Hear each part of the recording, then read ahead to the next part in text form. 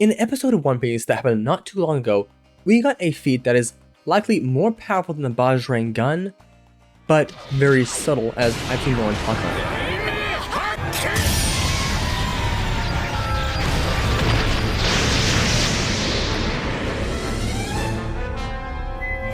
Now, normally you can look at this and go, well, if that's a small explosion compared to the ones we've seen before, and the ones we would see that same episode later on.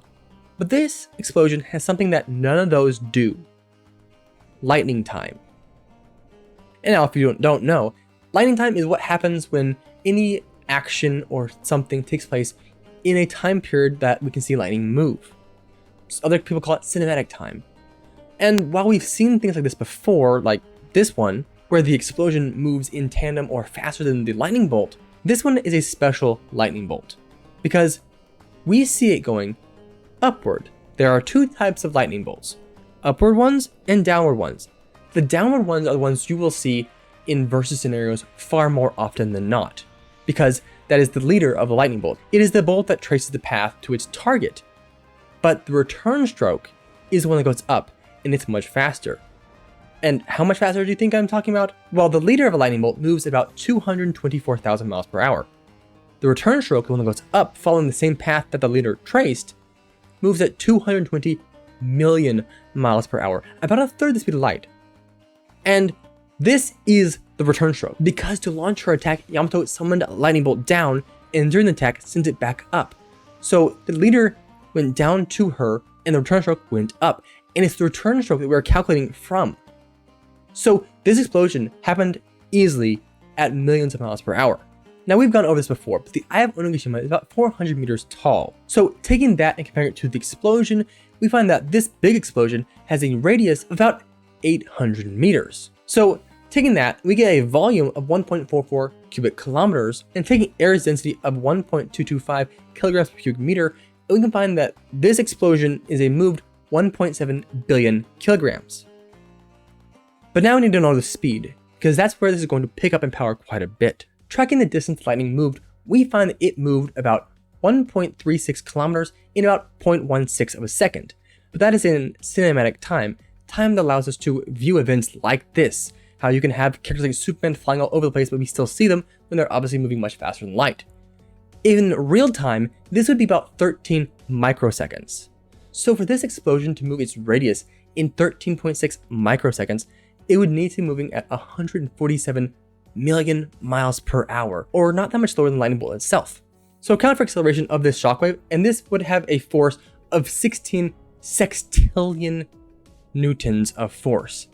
I don't know how to quantify that so you guys understand it, but let's continue on and turn that into something you can understand, TNT. Dividing this force by the surface area, we can find that this explosion had a pressure of 33 billion bars of pressure. That's insane, FYI. Typically, most explosions are like 5. But in fiction, because explosions move faster, you're going to get a much higher number. Fiction isn't the real world, guys. So taking the pressure and the radius and plugging it into this formula that I've been using a lot recently, we can find that this attack had a total energy of 3 petatons of TNT.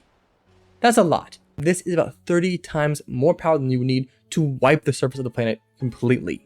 This is insane. Now, the other spheres that you can see clearly here are very similar to this one, basically the exact same, except happen in a much smaller time frame.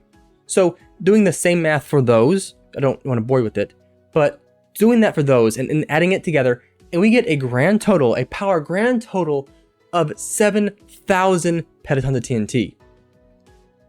Wait, 7,000? 7,154 petatons. But the big explosion was only 3 petatons, and the small explosion was barely in the teratons. Wait, why was the mid explosion in the exatons? That's right, guys, the medium explosion is over 7 exatons of TNT. I checked and double checked my work many times and got the same result every time. I have very little idea how the medium explosion got so massive. I have very little idea. My best guess for this is because the medium explosion had very similar speeds, causing it to have very similar powers as the large one, just in a much smaller area, causing this small explosion to have over 80,000 times more pressure than the big explosion, and then factoring everything else in there, you get this. It really just hit a perfect sweet spot. Perfect sweet spot. But in the end, this feat is 7 exatons of TNT. I have no idea why this happened, guys. No idea. No freaking idea. But it happened. I'm definitely going to go over my math some more before this video releases, just so I can make sure. So if you guys are not seeing this video, then something was wrong with my numbers. But if you're seeing this video, then my numbers all panned out multiple times. And I was proven right by the math every time. So thank you for watching, guys. See you next time. Remember to stay spectacular. JoJo out. Bye-bye.